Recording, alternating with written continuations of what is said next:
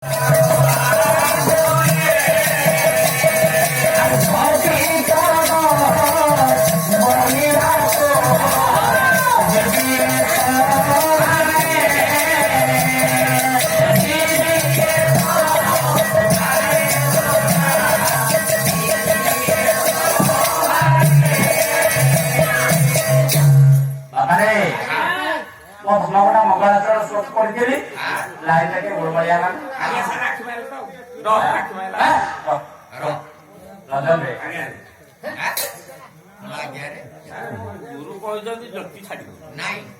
କରିବୁ ଜ୍ୟୋତି ଛାଡ଼ିବୁ ଜ୍ୟୋତି ଛାଡ଼ିବୁ କହିଲେ ରଞ୍ଜନରେ ମୁଁ କହିଲି ଆଜ୍ଞା ଛିଡୁଛି ନା ନାହିଁ ଆଜ୍ଞା ଗାୟକ ବାବୁ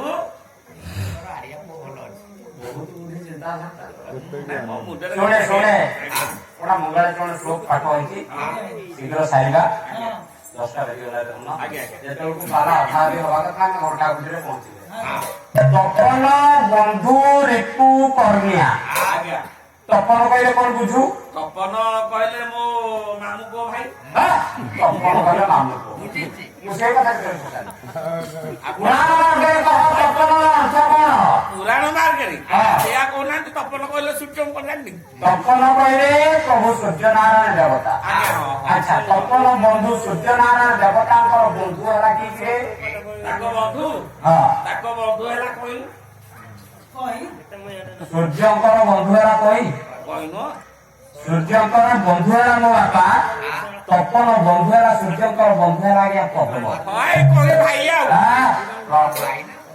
ତପନ ବନ୍ଧୁ କହିଲେ ଆଜ୍ଞା ପଦ୍ମ। ରିପୁ ତପନ ବନ୍ଧୁ ରିପୁ କନ୍ୟା ସେ ପଦ୍ମ ଫୁଲର ଶତ୍ରୁ କିଏ?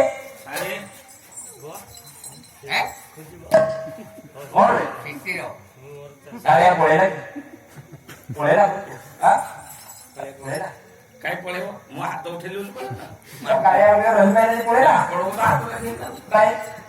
ପଚାରିଛି ପଦ୍ମର ଆଜ୍ଞା ଏଇଟା କଣ ମାରିବୁ ନା କଣ? ନା ଏଇଟା କଣ ସେଇଟା? ପଦ୍ମର ଶତ୍ରୁ କିଏ? ହାତ ଆରେ ପଦ୍ମର ଶତ୍ରୁ କିଏ?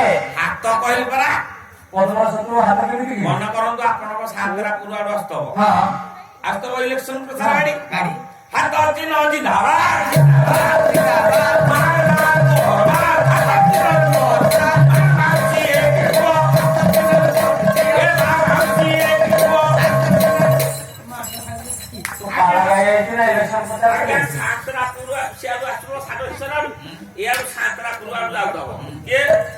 ପଦ୍ମଫୁଲ ଗାଡି ସାଙ୍ଗରେ କଂଗ୍ରେସ ଗାଡି କିନ୍ତୁ ମାଛ କରିବା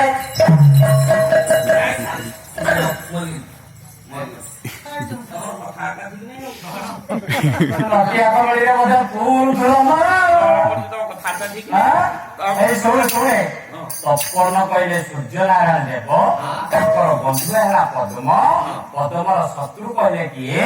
ନା ମୋ ବାପା ମୋ ମା ପଦ୍ମର ଶତ୍ରୁ ହେଲା କିଏ? ନା ସାପ ପଦ୍ମର ଶତ୍ରୁ ହେଲା ଶିଶିର ନା ହିମ ହିମାଳୟଙ୍କର କନ୍ୟା ହେଲା କିଏ କିରେ? ହିମାଳୟଙ୍କର କନ୍ୟା ପାର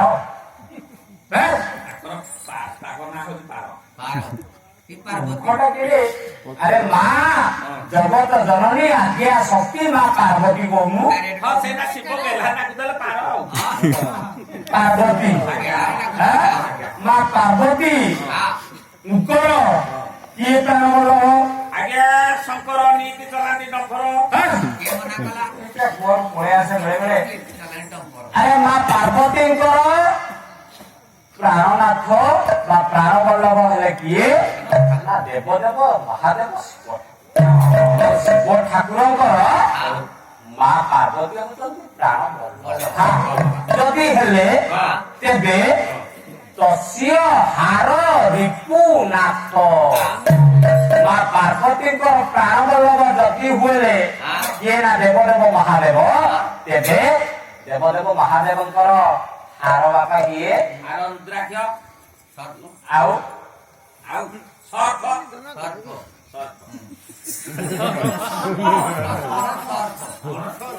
ଦେବଦେବ ମହାଦେବଙ୍କର ଏଇଠି ଯାଏ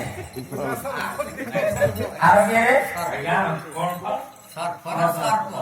ସର୍ପ ଦେବଦେବ ମହାଦେବଙ୍କ ହାର ହେଲା ସର୍ପ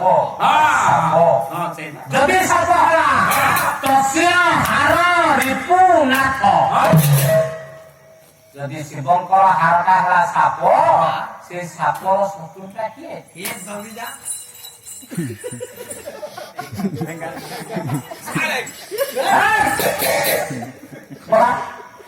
ମତେ ବାଡେଇବୁଣା କଣ ମାରିବୁ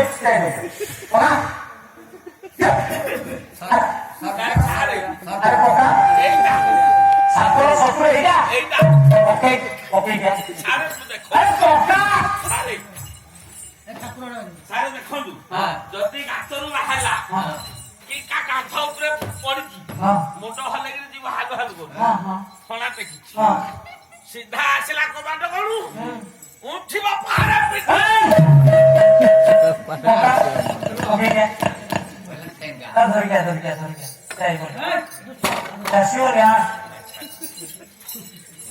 ଆରେ ମୂର୍ଖ ସାପର ଶତ୍ରୁ ସେ ଠୋଗା ନୁହଁ ଆରେ ମୂର୍ଖ ଶୁଣେ ମୁଁ ତତେ ବତେଇଛି ଏଇଟା ହଉଛି ପୁରାଣ ମାର୍ଗରେ ମଙ୍ଗଳାଚରଣ ଶ୍ଲୋକ ପାଠ ତୁ କଣ ବାଡି ଉଠଉଛୁ ଠେଙ୍ଗା ଉଠଉଛୁ ସର୍ପ ବଦଳରେ ସର୍ପ କହୁଛୁ ନା ପାର୍ବତୀଙ୍କ ବଦଳରେ ପାର କହୁଛୁ ନହେଲେ ବର୍ଷା କି ତସ୍ୟ ହାର ରିପୁନାଥ ଦେବଦେବ ମହାଦେବଙ୍କ ଗଳାରେ ଯେଉଁ ସର୍ପ ଶୋଭା ପାଏ ହାର ରୂପେ ତାର ଶତ୍ରୁ କିଏ ମଧ୍ୟ ଜାଣିଛୁ ନା ପକ୍ଷୀ ତଳେ ଅଟେ ସେ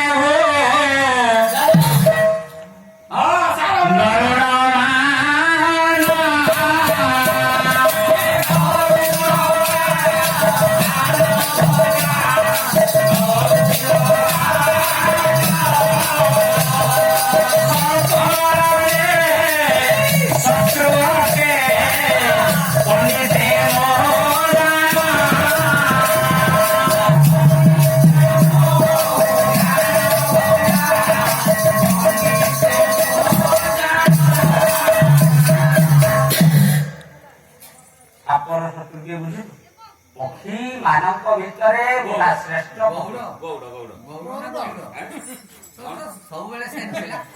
ଗୌର ପକ୍ଷୀ ଅଛି ପକ୍ଷୀ ମାନଙ୍କ ଭିତରେ ଯିଏ ଅଛି ଶ୍ରେଷ୍ଠ କିଏ ନା ଗରୁଡ଼ ମୋ ବାପା ଗରୁଡ଼ ପଛରେ କାହାକୁ ଦେଖିବା ଏବେ ଦିଶୁଛି କଳା ଶ୍ରୀମୁଖ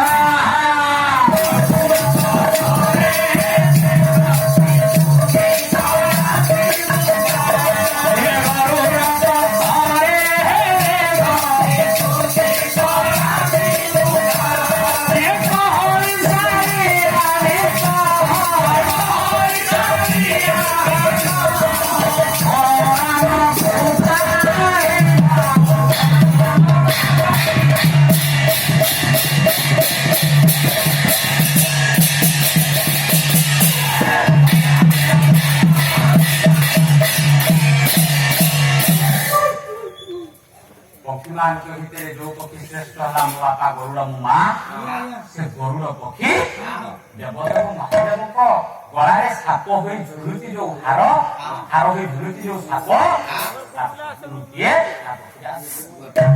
ଗରୁଡ଼ କାହାଙ୍କର ବାହାନ କି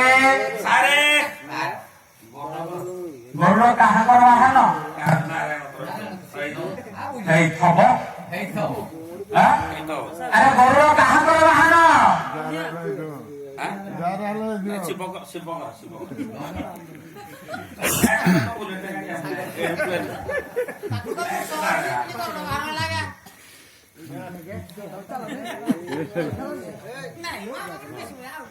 ସେଇ କପିରାଜ ଗରୁଡ଼ ସ୍ୱୟଂ ପରମ ବ୍ରହ୍ମ ନାରାୟଣ ଯିଏକି ଆଜି ଅଛନ୍ତି ଉପସ୍ଥିତ ସତ୍ୟପୀର ଦରବାର ସେଇ ପରମ ବ୍ରହ୍ମ ନାରାୟଣଙ୍କର ବାହାନ ହେଉଛନ୍ତି କିଏ ନା କପିରାଜ ଗରୁଡ଼ ଯୋଉ ପକ୍ଷୀରାଜ ଗରୁଡ଼ ପକ୍ଷୀମାନଙ୍କ ଭିତରେ ଶ୍ରେଷ୍ଠ সেই পরম ব্রহ্ম সত্য নারায়ণ মো যজমান সাহেবଙ୍କର উপস্থিତ ପଣ୍ଡିତ ମାନଙ୍କର ତଥା କୃଷ୍ଣ ବାବୁଙ୍କର ତଥା ମୋ ମା ମାନଙ୍କର ତଥା ସପରିବାର ବର୍ଗଙ୍କର ଅଜବାଙ୍କର ତଥା ମୋ ଅଡ଼ୋଶୀ ପଡ଼ୋଶୀ ଗ୍ରାମବାସୀ ତଥା ସାହିତ୍ୟ ଅନୁରାଗୀ ପଣ୍ଡିତ ବ୍ଲାଗିନୀ ହରି କଥାପ୍ରେମୀ ପଣ୍ଡିତ ମାନଙ୍କର ସର୍ବମଙ୍ଗଳ କାମନା କରନ୍ତୁ।